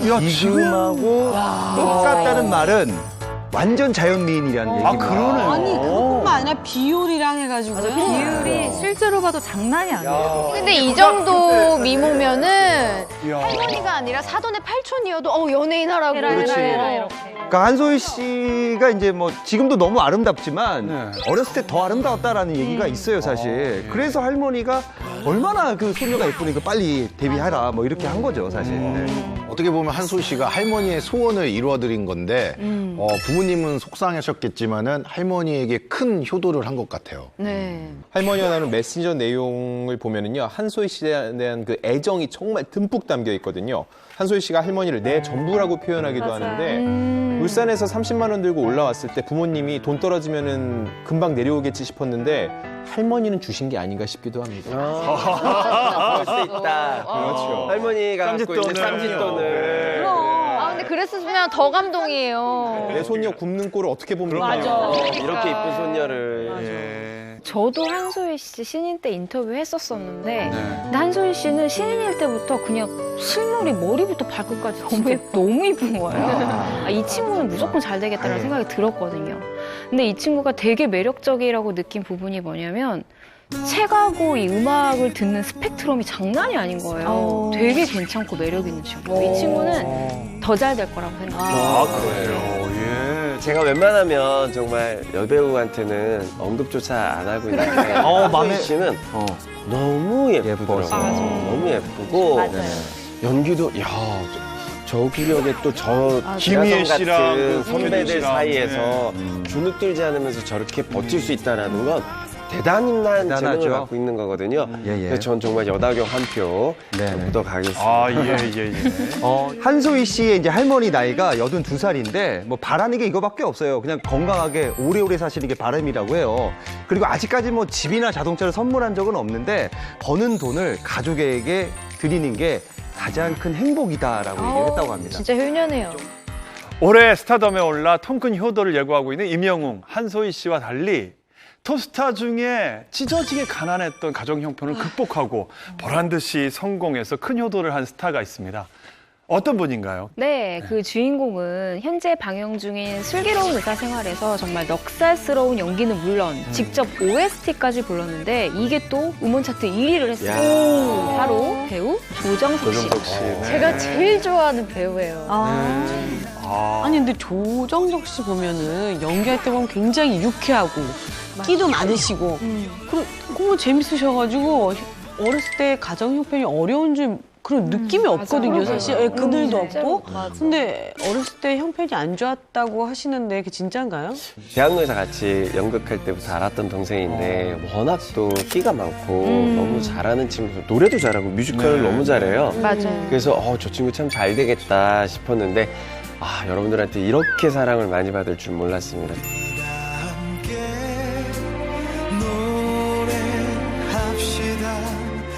조정석 씨는 가정 형편이 정말 어려웠는데 어느 정도였냐면요, 너무 가난해서 군대를 면제받을 정도였어요. 가난해서 군대를 면제받는 경우가 있나요? 네, 케이스가 있어요. 군대 갈 때 그런 친구도 있어요. 조정석 씨는 2000년에 좀 일찍 아버지를 여였고요. 그 다음에 지방원 형편이 급격히 나빠졌는데 직접 생계를 유지하면서 계속 어머니를 보필을 해온 거죠. 입대영장을 받자마자 자신이 없으면 가족이 생활할 수 없다고 생계곤란 사유로 군 면제 이유를 제출을 했고 병무청의 허가를 받은 겁니다. 네.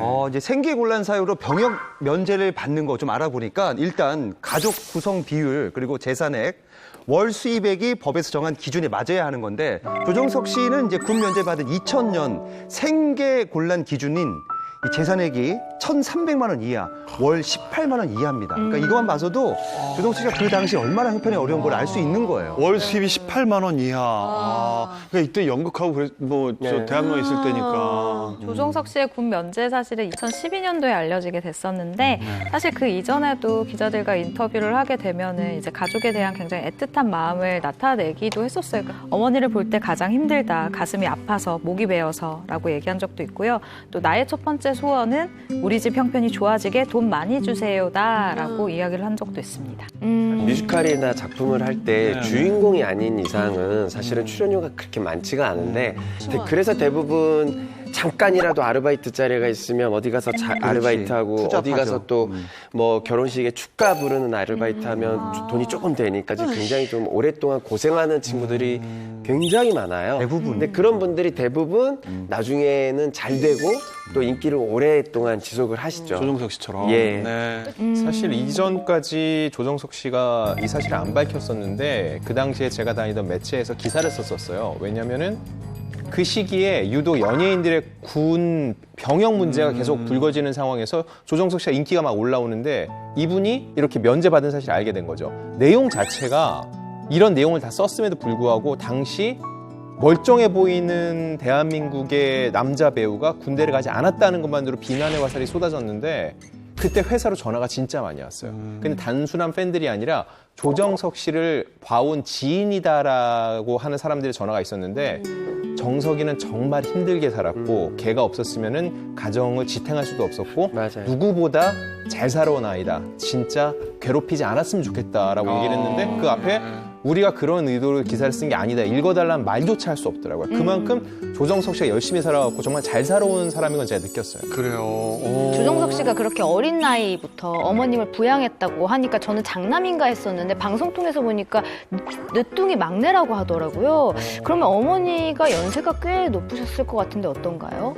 네, 조정석 씨가요, 어머니가 43살에 얻은 늦둥이 아들이라고 합니다. 그래서 위로 19살 차이가 나는 누나가 있고, 각각 16살, 또 10살 터울의 형이 2명이 있다고 합니다. 이 아버지가 돌아가시던 시기에 이 형제들의 상황도 그다지 좋지 않았다고 해요. 근데 아버지를 떠나보낸 해에 이 조정석 씨랑 친하게 지냈던 조카까지 연달아 하늘나라로 가는 일이 있었다고 합니다. 이 조카랑 거의 형제처럼 친하게 지냈다고 하는데, 그래서 조정석 씨가 정말 마음의 상실감이 컸다고 합니다. 경제적으로도 힘든 때 마음만 정말 힘들었을 것 같아요. 맞아요. 근데 2000년도면 조정석 씨가 굉장히 어렸을 것 같은데 몇 살이었죠 그때가? 21살 딱 군대 갈 나이인데 남들은 가장 좋은 청춘인데 어렵게 60이 넘은 어머니를 부양하면서 그리고 삼수 끝에 서울예술대학에 합격을 했는데 학자금이 없어서 대출을 받고 그나마도 나머지 학비와 생활비는 아르바이트를 통해서 계속 조금씩 전전하면서 살 수밖에 없었던 거죠. 아휴, 많이 힘들었을 때 대단해요. 그러니까요. 네. 조정석 씨가 사실은 클래식 기타리스트가 되고 싶어 했었어요. 베이베 2번이나 도전을 했는데 사실은 이게 다 실패를 했었어요. 근데 그렇게 뭔가 사실 그 나이 때 겪을 수 있는 가장 큰 좌절은 대입 실패잖아요. 그래서 굉장히 좌절에 빠져 있었는데 한 지인이 조정석 씨가 평상시에 노래도 너무 잘하고 춤도 너무 잘 추니까 너 왠지 연기 쪽으로 도전을 해봐라. 이쪽으로 도전하면 잘 될 것 같다라고 코치를 해줬어요. 그래서 조정석 씨가 그 얘기를 딱 듣고 입시 연기를 공부를 했는데 한 번에 서울예대 연극과에 합격을 합니다. 이쪽이 처음부터 길이었네요. 그렇죠. 이건 길이었던 거 정말. 근데 여기서 또 비극이 찾아오는 것이 형편이 어려워지면서 학업을 중단을 하고 아직도 졸업을 하지 않은 것으로 알려져 있어요. 이상준 씨가 서울예대 같은 출신이죠? 아, 그럼 맞아. 제가 나이가 어린데 제가 선배입니다.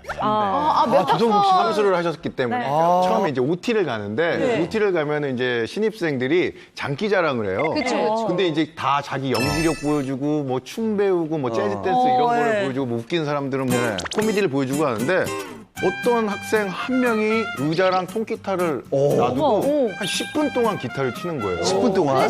클래식 기타. 네, 그때 클래식 돼서. 두 사람과의 뭐 인연은 없습니까? 조금 뭐. 인연이 밥 사달라고 있는데 하던가. 개그 동아리. 사실 제가 이제 개그 동아리를 들어가기 전에 다른 동아리를 하고 있었는데 그 동아리에 이제 동석 씨가? 하고 싶다고 이렇게 오셔서 어떤 동아리였는데요? 그 만남의 시도라고 이제 연극 동아리가 있어요. 그 동아리에 오셔가지고 이제 자기소개를 한 명씩 나와서 하는데 네. 그게 굉장히 기억에 남아요. 어떤? 딱 나와서 칠판에다가 자기 이름을 세 글자를 딱 쓰는 거예요. 조정석. 그다음에 운전석 아닙니다. 조정석입니다. 이렇게 딱 너무 귀여워, 너무 자기 귀여워, 이름을 너무 그렇게 귀여워. 어필했던 게 기억이 납니다. 재밌다. 대한로에서도 그 졸업하고 나서 자주 만났었는데 인사도 하고. 예, 형인데 계속 이제 제가 선배니까 이렇게 인사하길래 형 그러지 마세요. 제가 계속 그랬는데 근데 이렇게 가정 형편이 어려운 거는 처음 몰랐어요, 알았어요. 그때는? 그때 항상 이렇게 기타 치고 항상 밝게 웃고 다니고 이렇게 옷차림도 해서. 그래도 나쁘진 않았나 봐요. 왜냐하면 옷차림이 다 똑같은 옷 꽈복을 입고 다녀가지고 똑같으니까 뭐 가정 형편이 어렵다 뭐 이런 거를 볼 수가 없었어요. 근데 조정석 씨가 뮤지컬계에서 정말 방송 전에도 유명했었거든요. 근데 언제부터 이렇게 뮤지컬 무대에 서신 거예요? 이게 어찌 보면 비자발적이에요. 가정 형편 때문에 학업도 중단을 하고 극단적인 생각을 할 정도로 힘들었는데 그러다가 돈을 벌기 위해서 2004년부터 무대에 올랐습니다. 데뷔작은 호두깎이 인형이었는데 데뷔하자마자 너무 잘하니까 인기를 많이 끌었거든요. 대표작 중에 하나 뭐냐면 헤드윅이에요. 근데 헤드윅은 이게 주인공 이름이잖아요. 유명 주인공들의 이름을 따서 머드윅 하는데 조정석은 조드윅이라 못 불린 거예요. 왜냐? 조승우가 이미 조드윅을 갖고 있으니까 아무리 잘해도 제2의 조승우밖에 안 되는 거죠. 그래서 조정석의 별명은 팬들은 다 알아요. 뽀드윅. 왜냐면은 온몸의 피부가 너무 뽀얘서 무대 위에서 스포트라이트 바르면 하얗게 빛이 난다 그래서 뽀드윅이었는데 그때부터 뮤지컬 무대에서 승승장구를 했죠. 그럼에도 불구하고 사실 돈 버는 게 그렇게 신통진 않았던 것 같은 게 600개의 직업 중에서 이런 연극 배우, 뮤지컬 배우들이 연봉 1,400만 원이 넘지 못해서 최하위 그룹입니다. 그것보다도 2018년보다 10여 년 전이니까 더 못 벌었다는 거죠. 그렇죠. 네네. 조정석 씨가 2013년도에 인터뷰를 하는데 이런 얘기를 해요. 건축학 개론했을 때 길거리 다니면은 와 납득이다 이런 얘기를 그렇죠. 들었고 그리고 더킹 투 와치 때는 이승기 옆에 나오는 애 이렇게 들었고 2014년 주말 드라마 최고다 이순신 요 작품 나왔을 때는 드디어 조정석이다라는 얘기를 들었다고 해요. 아이유 씨랑 같이. 예. 그 이후로 정말로 이때부터 금전적으로 좋아졌다라고 얘기를 합니다. 맞습니다. 2012년도부터 줄줄이 대박을 쳤었잖아요. 나오는 작품마다 정말로 다 잘 됐었는데 그로부터 1년 뒤 2013년도 어머니에게 큰 선물을 하게 됩니다. 경기도 김포의 한 아파트를 선물로 사드릴 수가 있게 된 건데요. 당시 이 아파트 가격이 3억 정도였고 물론 뭐 대출을 조금 끼기는 했다라고 알려져 있어요. 그런데도 어머니께서는 아들이 너무너무 열심히 성공을 한 것도 기특한데 아파트까지. 네, 아파트까지 선물해주니까 그게 너무 이쁘잖아요. 그래서 하늘이 날 것처럼 기뻐하시는 어머니의 모습을 보면서 굉장히 뿌듯했다고 합니다. 네. 조정석 씨는 공식 석상에서도 종종 어머니를 언급하면서 효심을 드러내기도 했죠. 예. 일단 수상 소감 때마다 어머니를 언급을 하고요. 한 라디오의 스페셜 게스트로 참여를 했는데 어머님의 이름이 검색어 1위에 오르면 좋겠다라고 얘기하면서 얘기를 했는데 그래서 실제로 어머니 이름이 실시간 검색어에 올라온 적이 있기도 했어요. 굉장히 연세가 많으시잖아요. 그 어머니께 소소한 작은 즐거움을 계속 드리고 싶은 이 아들의 마음인 것 같아요. 네. 야, 너도 영어 할 수 있어. 네, 저도 조정석 씨가 이 어머니에 대한 마음이 되게 극진하다고 들었던 게 이 거미 씨가 어머니한테 진짜 잘했다고 해요, 연애를 할 때. 그래서 그러니까 원래 거미 씨를 정말 사랑하지만 그 모습을 보고 더욱더 결혼을 해야 되겠다라는 결심을 했다고 하고요. 그런데 정작 어머니는 거미 씨를 처음 봤을 때 거미 씨 외모가 약간 이국적이시잖아요. 그래서 그 모습에 약간 적응을 못해 하셨다고 해요. 그런데 거미 씨가 계속 어머님한테 친근하게 굴고 막 애교를 부리고 해서 어머니의 마음을 꽉 사로잡았다고 합니다. 네. 아니, 제가 알기로는 우리 거미 씨도 사실은 유복한 환경에서 자라지 못했다라는 얘기를 들었었거든요. 근데도 부모님께 진짜 잘해서 굉장한 효녀라고 얘기를 들었습니다. 네, 유명하시잖아요, 거미 씨도. 네, 맞습니다. 거미 씨의 집은 육지로 나가려면 배를 타고 2시간이나 나가야 하는 전남 완도군에 위치한 금당도라는 섬인데요. 어렸을 때부터 거미 씨의 꿈이 피아니스트였다고 해요. 그런데 IMF를 맞으면서 집이 좀 급격히 어려워진 거죠. 그때 이제 미국 유학기를 포기를 하고 꿈도 접어야 했다고 합니다. 이 거미 씨의 음악적인 재능이 일찍이 드러났었나 봐요. 6살 때부터 이 피아노를 치는 신동이었다고 하더라고요. 그런데 이제 꿈이 그렇게 갑자기 좌절되고 나서 많이 방황을 했다고 들었는데요. 아유, 한 명의 좋은 피아니스트를 잃은 대신에 저희는 최고의 가수 거미 씨를 얻었네요. 그러게요. 그런데 이제 거미 씨는 언제부터 노래를 하기 시작하신 거죠? 그러니까 어머님이 굉장히 재능이 있으셔서 이제 거미 씨가 그대로 물려받은 거예요. 뭐 피아노부터 해서 노래 재능이 되게 뛰어난데 고등학교 축제 때 이제 거미 씨가 노래를 부릅니다, 여기서. 그때 이제 기획사의 이제 관계자가 보고 바로 이제 데려와요, 기획사에. 연습생을 거쳐서 2003년도에 데뷔를 하게 된 거죠. 거미 씨는 데뷔 때부터 정말 인기가 대단했어요. 맞아요. 전 맞아. 지금도 기억나는 게 그대 돌아오면이라는 명곡. 데뷔곡 고등학교 때였는데 진짜 반 친구들 저 포함해서 모든 친구들이 그걸 가사를 써가면서 막 외우고 따라 부르고 노래방 가서 다 내가 부를 거라고 서로. 18번, 18번. 그 정도로. 특히 이 거미 씨가 또 OST를 부르면 그 드라마가 무조건 뜬다. 이게 드라마가 떠서 OST가 뜨는 게 아니라 OST가 뜨면 드라마가 뜬다라는 말이 있을 정도로 정말 대한민국의 어떤 여성 보컬리스트로서 독보적인 위치에 있으시잖아요. 네. 일찍이 실력파 가수로 인정받고 가요계에 자리 잡은 거미 씨가 어머니에게 한 아주 특별한 효도가 있습니다. 무엇일까요? 아니 조정석 씨하고 결혼한 것 그 자체가 효도 아니에요? 두 분 너무 잘 어울리잖아요. 이게 효도 아니에요? 너무 잘 만났어요. 아, 물론 그것도 정말 엄청나게 큰 효도이긴 한데요. 사실 이거보다 더 큰 효도가 있습니다. 바로 어머니의 꿈을 이뤄드린 건데요. 아까 그 거미 씨의 이 목소리, 그러니까 타고난 이 보컬 능력이 어머니로부터 물려왔다라고 저희가 얘기를 했잖아요. 어머니도 혹시? 어머니 꿈이 가수셨다고 합니다. 힘들게 지내온 어머니를 위해서 지금이라도 이 어머니의 어릴 적 꿈을 이뤄주었으면 좋겠다라는 마음에 어머니가 가수 데뷔를 할 수 있도록 직접 도운 일화가 있습니다. 이 거미 엄마를 매니지먼트한 분으로 아는데 그분이 예전에 LPG, 풍자 이렇게 굉장히 캐릭터 있는 분들을 매니지먼트를 하셔서 저는 이번에도 굉장히 이벤트성 프로젝트인 줄 알았는데 무슨 소리야? 거미만큼 노래해라고 하셨는데 농담인 줄 알았는데 정말 거미만큼 노래를 잘해요. 결국은 엄마의 끼와 재능을 그대로 거미 씨가 물려받은 거예요. 진짜 유전이네요. 유전자야, 유전자. 예. 눈물 어린 바람 속에 너를 남기고 떠나야 하는 와.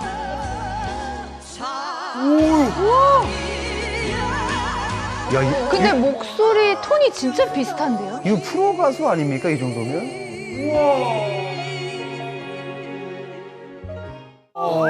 긴장감도 없으신데?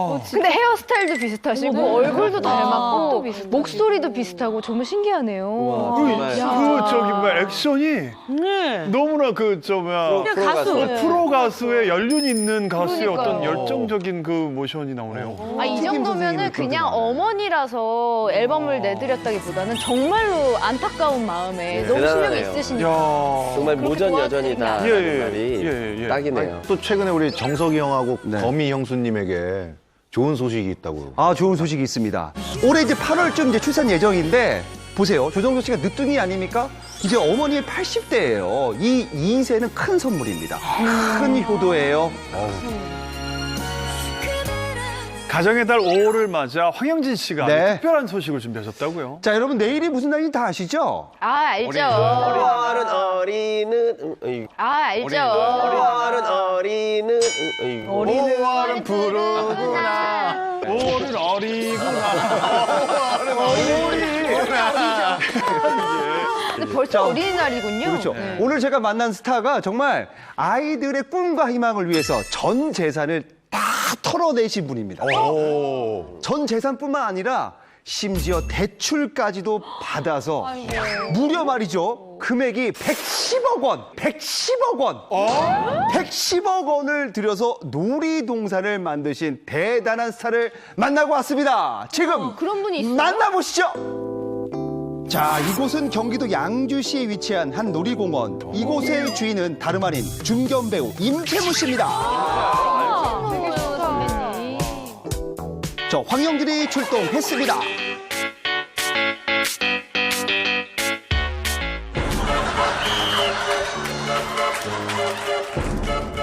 영진 씨 죄송한데 저 의상 컨셉은 뭐죠?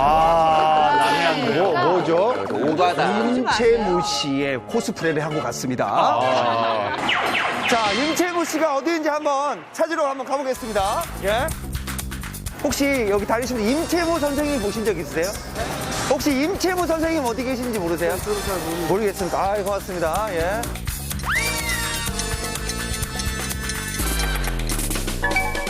놀이공원이 진짜 넓더라고요. 한참을 찾아 헤맨 끝에 드디어 임채무 씨를 직접 만날 수 있었는데요. 그런데 사장님이 바빠도 너무 바쁩니다.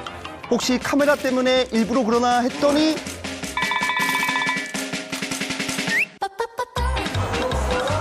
선생님, 안녕하십니까? 안녕하세요, 선생님. 네, 임채무 선생님. 찾았습니다. 드디어 찾았어요. 예, 선생님. 그렇게 드디어 인터뷰에 성공할 수 있었습니다. 어디서 많이 본 얼굴인데? 아, 요거, 예, 선생님 바로 데칼코마니 한 겁니다. 예, 코스프레. 어디서 난 벤치마킹을 왜 해? 선생님이 이제 나이가 이제 뭐 한 30 되신 거죠? 30 넘은 지가 꽤 됐을걸? 아, 됐어요.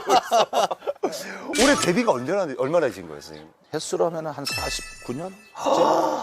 49점이면 선생님. 만 47, 8년 됐을 거예요. 그분 나이도 이제는 나이가 아직도 한참 일할 나이. 아, 그럼요. 그게 정답입니다. 예, 예.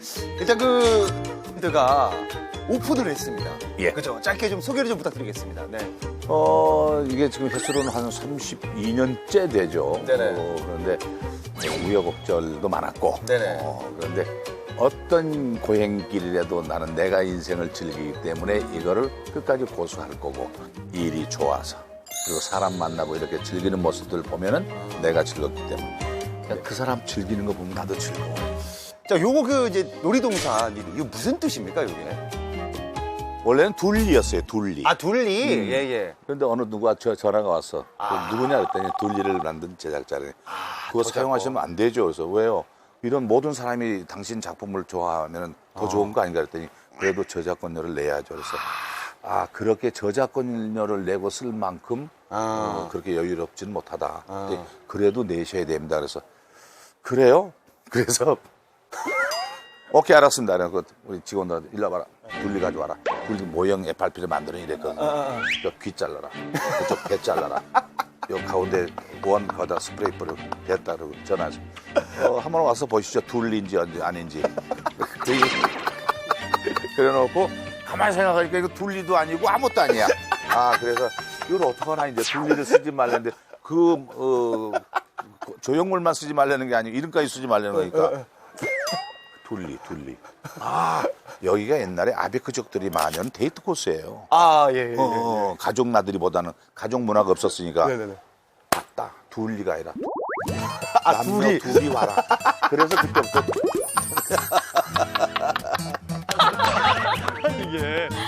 사실 이제 이게 운영비나 뭐 시설비 엄청 들어갔을 텐데, 총 투자 금액이 100억을 넘겼다. 이건 사실입니까? 이거 100억 더 들어갔죠. 더 들어갔어? 지금 현재에 이거 시설하면서만 들어간 돈이 190억?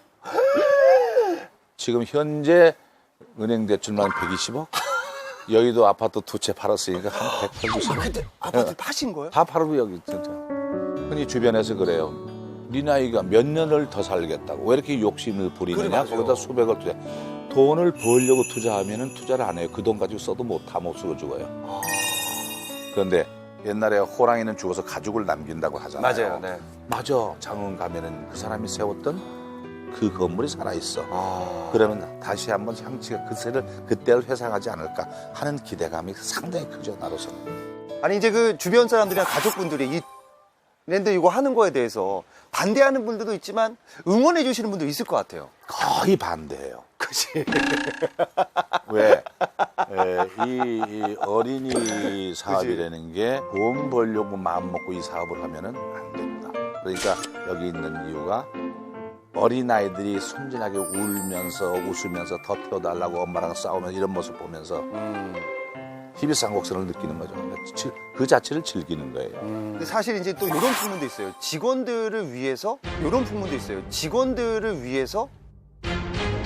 직원들의 복지가 매우 엄청났다고 합니다. 근데 직원들에게 임채무 씨가 이것을 하나씩 쐈다고 해요. 뭘 사주셨을 것 같아요? 뭔가 약간 굉장히 비싼 고가의 차? 에이. 아니야, 차일 수 있어. 왜냐하면 거기가 장흥이니까 출퇴근하는 맞다, 데서. 맞다. 아, 근데 너무 비싸잖아요, 차를. 네, 여러분 이 얘기 들으시면 디랜드로 취직하고 싶으실 거예요. 뭔데요? 그러니까 놀라지 개인당 마세요. 하나씩이죠. 개인당 하나씩. 네, 바로 네.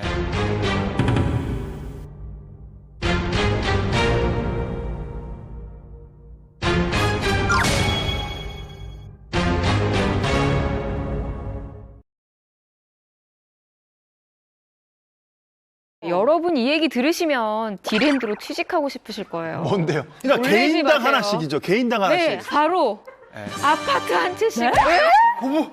대단하죠. 아파트를 실화입니다. 사준다고요? 사실 이제 또 이런 부분도 있어요. 직원들을 위해서 아파트를 사줬다. 아파트를 사줬다. 아, 옛날에 아주 이게 사실입니까? 영업도 잘 됐고 그때는 진짜 한참 내가 스타였을 때 그때는 진짜 평생을 돈이 그렇게 벌릴 줄 알았죠. 그래서 그 직원들한테 오케이 3년만 근무하면은 내가 아파트 하나씩 산다 이래가지고 몇 평? 뭐 5평은 아니죠? 18평짜리 아파트를 26채를 사서 직원들 하나씩 다 줬죠. 26채를 샀다고요? 네. 한꺼번에.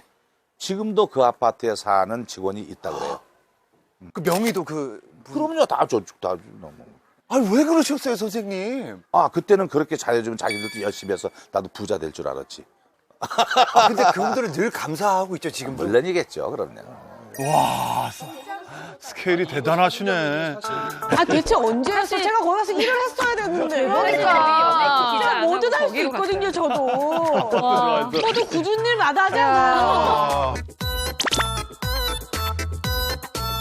마지막 우리 그 풍문쇼 우리 그 시청자에게 앞으로 계획이나 뭐 인사 좀 마지막 부탁드립니다. 저는 계획은 없고요. 그냥 매일 하루하루를 최선을 다해서 열심히 사는 사람입니다. 여러분, 너무 크나큰 계획을 세우면 실패합니다. 왜? 과욕해야 되니까요. 과로해야 되니까요. 음해해야 되니까요. 그냥 오늘 하루하루를 최선을 다해서 살면서 건강 유지하십시오. 그게 최고입니다. 대단합니다. 배우 임채무 씨. 몰랐어요. 대단하신 분입니다, 정말. 저는 보면서 놀이공원을 설립했다는 그 자체보다 더 놀라웠던 것이 뭐냐면 본인의 재산을 여기다 다 쏟아 붓는 거. 이거는 보통 분은 아니신 거거든요. 그럼요. 알고 보면 엄청난 재력가가 아닐까 싶네요. 그러니까요. 그건 아닌 것 같은 게 임채무 씨 과거 인터뷰를 보면은요. 어릴 적에 사탕이 너무 먹고 싶은데 그거 먹을 돈이 없어서 그거 받으려고 교회에 다녔다라고 얘기한 적도 있고요. 1978년에 결혼을 했는데 당시 돈이 없어서 3평짜리 단칸방에서 신혼생활을 시작을 했다고 해요. 그러다가 1984년 운명의 작품을 만나게 되는데 바로 김수연 작가의 사랑과 진실입니다. 이 작품의 그때 시청률이 76%까지 상승을 했었다고 하니까요. 저도 직접 본 기억은 없지만 당시 자료를 살펴봐서 그 느낌으로 보건데 지금의 박보검, 이종석 이상의 인기를 구가하지 않았을까 싶어요. 그래서 임채무 씨가 당시 한 여성으로부터 아파트 한 채도 아니고 무려 30채 가격에 해당되는 백지수표를 제안받았다는 그런 일화가 화제를 모은 적도 있었어요. 백지수표? 진짜 임채무 씨는 드라마 인기에 힘입어서 80년대 후반 전성기를 누리게 되는데요. 당시 CF랑 행사만으로 하루에 얼마를 벌었는지 아세요? 그래도 80년대 후반이니까 그럼요. 그때 돈으로 계산해야 되잖아요. 한지희 씨하고 쌍두마차였어요, 그때 당시에. 그러면 한 500만 원. 하루 500만 원. 500만 원. 임채무 씨인데요. 하루에 번 돈인데. 무려 7천만 원. 그 당시에요? 7천만 원. 그 당시에요? 그 당시에 하루에 7천만 원. 그렇게 벌어들인 수익으로 1988년도부터 지금의 디랜드가 있는 부지를 조금씩 사들이면서 지금과 같은 3,000평이라는 어마어마한 규모를 만들게 됐다고 합니다. 야, 대단하시네요. 예, 그냥 사실 거기에도 투자 안 하고 그냥 이제 그걸로 재테크를 하시고 아파트. 그렇죠. 대단한 뭐 재벌 수준의 규모가 되셨을 것 같은데. 실제로 아파트 사셨고요. 트렌드 나중에 유지보수 과정에서 여의도 아파트 2채를 팔아서 그 돈을 여기 또 넣어줬어요. 그럼 이건 정말로 본인이 좋아서 이렇게 하시는 거밖에 생각이 안 되네요. 이해 못하는 가족분이 혹시 계시면 정말 마음 속 썩었겠다. 아니면 차라리 야, 서울 근처에 굳이 이렇게 투자하실 이유가 있었던 건가요? 그러니까 임채무 씨가 단역 시절에 네. 요 이제 그 지금의 놀이동산이 있는 이 장흥을 방문했는데 이때 이제 어른들은 술 먹고 고기 먹고 있는데 아이들끼리 막 놀다가 유리병에 다쳐서 이제 발에 찔려서 이제 그 다친 모습을 보고 임채무 씨가 가슴이 아팠다는 거예요. 그래서 이렇게 풍광 좋은 곳에 온 가족이 함께 할 수 있는 놀이동산을 세우면 좋겠다는 마음을 생각한 거죠, 그때.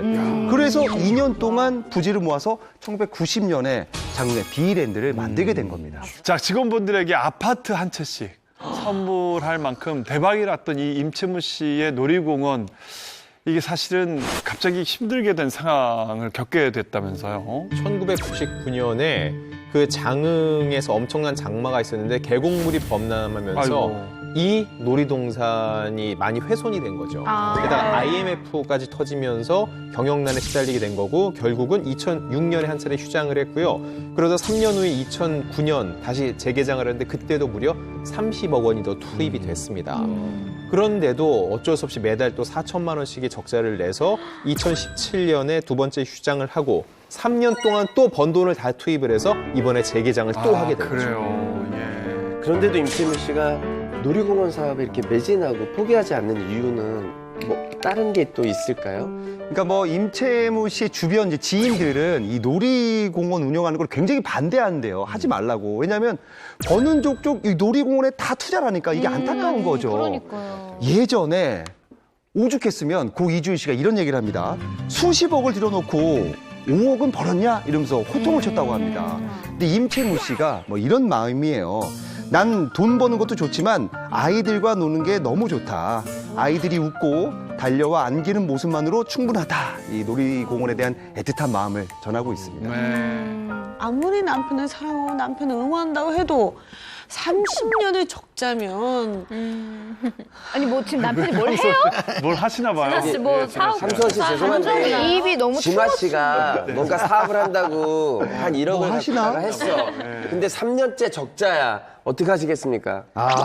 저는 100번 얘기했지만 결혼 전에 사업을 안 한다는 답을 받고 결혼을 했어요. 답을 받고. 절대 안 썼어요. 네. 매년 쓰고 있고 그럴 리는 없어요. 네. 그래서 제 남편은 그럴 수 없고요. 네. 근데 가족들 반대는 없었나요, 진짜? 이 반대가 있었을 것 같아요, 진짜. 저도 사실 이 부분이 너무너무 궁금했는데 반대는커녕 든든한 지원군이었던 겁니다. 임채무 씨가 놀이공원을 하는 데 있어서 가장 큰 힘이 되어준 분이 바로 사별한 아내 고 박인숙 씨인데요. 고 박인숙 씨 같은 경우는 M채널 공채 성우였었죠. 처음 놀이공원 부지를 매입할 무렵 사실 굉장히 적극적으로 이 땅을 알아보러 다녔었던 것도 이 아내분이고 또 실제로 매입한 부지의 명의도 대부분 아내 명의라고 합니다. 근데 자신의 꿈을 그렇게 든든하게 지원해줬던 아내인 만큼 사별하면서 임채무 씨가 굉장히 많이 힘드셨을 것 같아요. 네, 아내 고 박인수 씨는요, 2015년 6월 5년간의 최장한 투병 끝에 별세하셨는데요. 워낙 애틋한 사이였기 때문에 임채무 씨가 정말 이 환각이 보일 정도로 굉장히 우울증이 깊어졌었다고 합니다. 그때 임채무 씨를 다시 살게 한 힘이 바로 이 디랜드였던 것이죠. 그래서 간 사람은 돌아올 수 없는데 나라도 제자리로 돌아와야겠다라는 생각에 이 디랜드에 더 애정을 쏟아 부으셨다고 해요. 네. 이 디랜드 가면요. 9988234라고 쓰여진 조형물이 있어요. 그게 뭐예요? 이게 임채무 씨의 좌우명이거든요.